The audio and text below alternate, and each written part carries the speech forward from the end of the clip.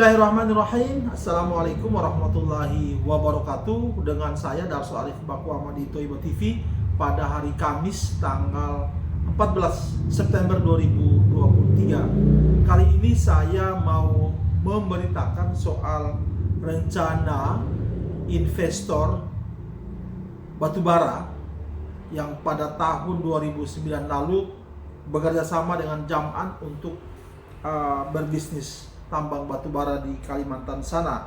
Banyak juga memang di antara pemerhati Toiba yang bertanya kepada saya, bagaimana rencana gugatan para investor tersebut. Nah, kali ini saya akan kembali memberitakan soal rencana gugatan tersebut. Kali ini yang akan menggugat terlebih dahulu setelah Pak Zaini Mustafa adalah Bapak Arif namanya dan istrinya. Pak Zaini Mustafa tinggal menjalankan satu syarat administrasi lagi, kemudian gugatan itu akan didaftarkan di pengadilan negeri di Jakarta atau di Bogor. Kali ini Pak Arif lewat Pak Zaini Mustafa kembali akan menggugat BMT Darussalam, kemudian Jam'an Nur Khotim Mansur Adiansah yang merupakan direktur dari PT Adi Partner Perkasa yang kala itu dibawa-bawa oleh Jam'an dan PT itu sendiri. Kemudian ada satu pengurus BMT yang masuk dalam daftar tergugat, dan yang keenam adalah Yayasan Program Pembibitan Penghafal Al-Quran, sebuah lembaga yang oleh Jam'an dipakai untuk kemana-mana meminta sedekah atas nama lembaga ini.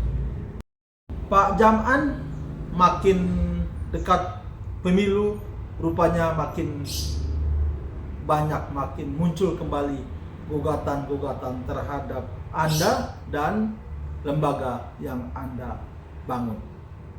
Jadi ini semakin menarik mendekati pemilu nanti. Nah, saudara-saudara, ada pernyataan Zaini Mustafa dalam video berikut ini terkait lembaga Jam'an itu, PPPA ini yang tadi saya sebutkan, yang saya rasa cukup menarik. Nanti kita dengar saja di video berikut ini. Saya Darso Arif Bakwama, terima kasih banyak atas perhatiannya. Semoga video saya ini bermanfaat dan saya silakan untuk membaginya sebanyak mungkin. Jangan lupa subscribe.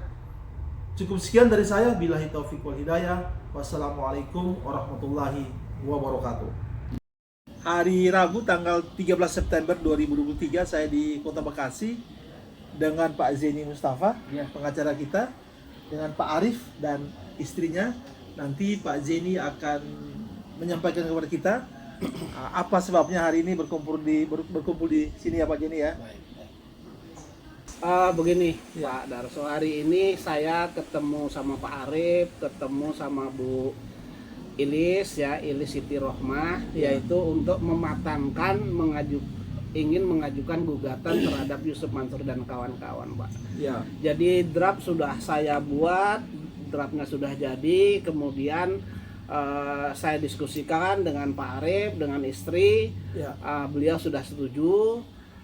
Kemudian nanti sebagai itikat baik, kalau dulu kan sudah mensomasi BMT Pak. Ya. Tetapi kali ini sebagai itikat baik kami, saya mewakili Pak Arif dan istrinya. Ya. Nanti akan saya somasi lagi Pak. Ya. Pihak-pihak tergugatnya Pak. Ya. Kemudian termasuk turut tergugat. Jadi agar mereka kalau persuasif ya mereka harusnya bayar apa yang menjadi haknya dari Bu Ilis, kemudian menjadi kewajiban daripada Yusuf Mansur dan kawan-kawan gitu. Kali ini Pak Arif dan istri akan mensomasi siapa saja Pak? Kali ini karena ini ternyata setelah saya pelajarin dokumennya ada salah satu pihak di luar BMT, namanya Dwi Yuda Adi. Ya. Itu yang menerima setoran dari Bu Ilis ini 200 juta. Itu dirinci dalam 50 juta, kemudian 150 juta. Itu yang menerima adalah Pak Dwi Yuda Adi. Sehingga Pak Dwi Yuda Adi ini juga saya ikutkan sebagai tergugat di sini. Jadi tergugatnya itu satu Ya. BMT Darussalam Madani. Satu ya Pak, nomor pertama ya Pak. Ya, tergugat satu. Kemudian tergugat dua adalah Yusuf Mansur. Ya. Kemudian tergugat tiga Adiansah. Ya. Kemudian tergugat empatnya Dwi Yuda Adi. Ya. Kemudian tergugat limanya adalah PT Adi Partner Perkasa. Ya. Kemudian turut tergugatnya tetap PPA. PPPA ya. Lembaga Lembaga Kayu. Pendidikan ya. Pak Dwi tadi itu sebenarnya siapa dia Pak? Sebatas sepengetahuan saya dulu termasuk jajaran di pengurus BMT, Pak. Oh, Iya. dia yang menerima setoran Iya. uang dari Pak Arif Pak. Iya, menerima setoran dari Ibu Ilis. Jumlahnya 200 juta dirinci dalam 50 sama 150. Iya, iya. Jadi harus kami jadikan sebagai tergugat, kalau tidak kan nanti gugatan kami kurang pihak, Pak. Iya, Begitu. iya, iya, iya. Iya. Dan tetap Yusuf Mansur dan Adi Partner dan Adiansa diikutkan dalam tergugat. Ya, jadi yang perjanjian yang ada itu yang menandatangani adalah Darussalam Madani BMT, sebagai ya. tergugat satu, ditandatangani Darussalam Madani dan Ibu. Iya, iya. Gitu. Kemudian uangnya itu tiga kali setor. Yang pertama setor itu ke BMT 50, terus kemudian yang 200 itu ke Pak Yuda. Iya. Terinci dalam yang 50 juta sama 150. Jadi jumlahnya 250 juta. 50 juta Pak. Iya. Somasi yang pertama sudah ada pihak-pihak itu yang menjawab Pak. Somasi yang pertama itu kan saya layangkan kepada BMT, Ya. cuman BMT itu menurut keterangan dari kurir itu sudah tidak berkantor di sana, gitu. Iya. Ya.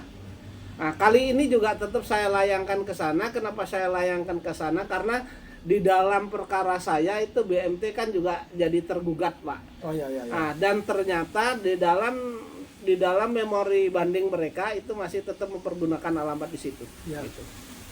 Jadi hanya mereka seolah-olah tutup itu hanya untuk mengelabui saja. Mengelabui gitu. saja. Ya. Gitu. Kalau Yusuf Mansur tetap dialamatkan ke Alamatnya tetap ya. Iya. Ya. PPPA itu kan lembaga pendidikannya Yusuf Mansur. Yusuf Mansur. Jadi di sana Yusuf Mansur sebagai pengasuhnya. Iya. Ya. Dan itu yang 14,3% itu atas instruksi Yusuf Mansur, bagian Yusuf Mansur dimasukkan ke PPPA. Ya. Karena itu PPA. Makanya PPPA itu sebagai- PPPA ikut tergugat. Ya. Kalau PPA memang benar sudah menerima uang itu dan sekarang ternyata bisnis batu bara itu tidak ada, Ya. berarti yang masuk PPPA adalah uang haram. Masya Allah. Sekalipun digunakan untuk lembaga pendidikan, tapi diambil dari uang haram yang disetor termasuk Bu Ilis. Gitu ya Pak. Ya.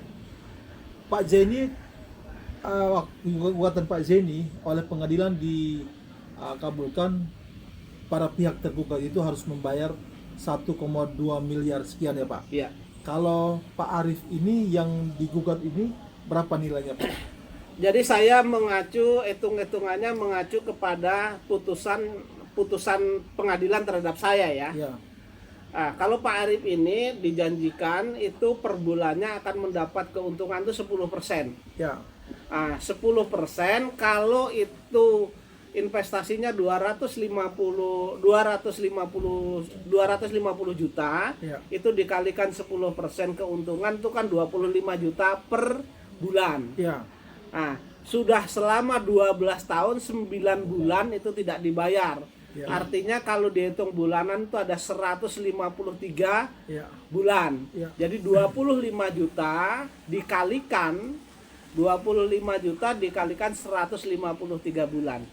Sama dengan Jumlah totalnya itu plus modal ya. ya. Plus modal itu 4 miliar 75 juta. Gitu ya. Ya, terus kemudian kerugian imaterialnya, Ya. karena selama ini belum dibayar perkara ini, mereka kan merasakan tekanan batin, itu kami minta 1 miliar. Jadi Gitu ya. jumlah seluruhnya kerugian material dan imaterial itu 5 miliar 75 juta. Gitu. Ke Pak Arif dan istri, ini sudah siap lahir batin ya Pak? untuk Insya Allah. insyaallah ya siap dihormati untuk menggugat Yusuf Mansur, Ya. PBPA-nya dan BMT serta Pak Dwi. Siap ya, Bu, Pak? Insya Allah siap. Ya, kalau kalau Harus siap. harus siap ya. Kalau begitu gugatannya didaftarkan, somasi dilayangkan, kemudian gugatannya didaftarkan, terus dihubungi oleh pihak Yusuf Mansur, Pak Arief sama Bu Lis gimana, Pak? Kami menyerahkan sepenuhnya kepada pengacara kami yaitu Pak Zeni Zaini. Mustafa. Pak Zeni, oke. Selamat berjuang ya Pak Arief. Pak Zeni, terima kasih banyak. Terima Selamat kasih, berjuang, Pak. amin. Penutup Pak, apa yang mau disampaikan Pak Zeni terkait somasi Pak Arief dan istri dan rencana gugatan ini, Pak? Harapan saya begini, ini kan Yusuf Mansur selalu mengklaim dirinya sebagai ustadz lah begitu ya. Ya. Jadi ketika ada masalah jangan hanya mengelak, jangan hanya menghindar, tapi hadapi masalah itu dan selesaikan. Kan sebenarnya Yusuf Mansur ini kan masih punya banyak kekayaan, sehingga untuk membersihkan dirinya, untuk menghindari tanggung jawab di akhirat, tentu dia di dunia ini kewajiban-kewajibannya harus diselesaikan terlebih dahulu. Ya. Nah, termasuk saya, ketika ini tidak diselesaikan di dunia akan saya tagih juga di akhirat. Walaupun sekarang di dunia juga saya tagih, di akhirat juga akan saya tagih. Begitu juga mungkin klien saya, ketika ini tidak diselesaikan, ya kan? Di dunia juga kami gugat, di akhirat juga kami tagih, Pak. Ngomong-ngomong, perkara Pak Zeni di tingkat banding gimana, Pak? Kalau perkara saya di tingkat banding, mereka sudah, yang banding itu kan Yusuf Mansur, kemudian BMT, Ya. itu mereka sudah mengajukan memori banding, Ya. terus kemudian saya sudah mengajukan kontra memori terhadap memori banding mereka. Kita tunggu saja putusan pengadilan negeri, pengadilan tingginya, Pak. Oke, Ya. Pak, ini terkait somasinya Pak Arief dan istri, kira-kira jadwal atau rencana gugatannya kapan, Pak? Kalau somasi-somasi ini tidak diindahkan oleh para pihak itu, Pak? Jadi kami akan memberikan somasi lagi sebagai itikat baik ya ini. Ya, ya. Itikat baik itu ini sudah tanggal 13, kurang lebih nanti bisa 1 kali somasi, bisa 2 kali somasi. Ya. Tapi saya jadwalkan untuk mengajukan gugatan tuh di awal Oktober, Pak. Oke, Pak. Terima Dan kasih. sudah siap semua, Pak, ini. Ya, ya. Ini sudah siap, tadi sudah saya bahas, tinggal nanti ngeprint di anu aja, Pak, di kop saya, Pak. Oke, oke, oke. Jadi saya tunjukkan ini gugatannya udah siap, Pak. Ya. Ya. Gugatannya sudah siap ini. Pak, Ya. ini. Siap, siap. Jadi sudah saya diskusikan mengenai alat bukti, terus kemudian mengenai nominal berapa yang diinvestasikan, terus kemudian berapa yang dijanjikan. Ya. Sesuai dengan perjanjian itu kan 10%, Pak. Iya, ya. Oh, di Pengadilan Negeri Bogor ya, Pak? Ini nanti saya ajukan di Pengadilan Negeri Bogor. Kenapa di Pengadilan Negeri Bogor? Dalam perjanjian itu antara Bu Ilis dengan BMT sudah memilih kalau terjadi perkara Ya. akan diselesaikan melalui Pengadilan Negeri Bogor, Pak. Sudah ada Oke. pilihan. Oke. Iya. Pak Jenny, selamat berjuang. Pak Baik, Arief, terima Bu kasih. Arief, terima kasih banyak waktunya. Baik.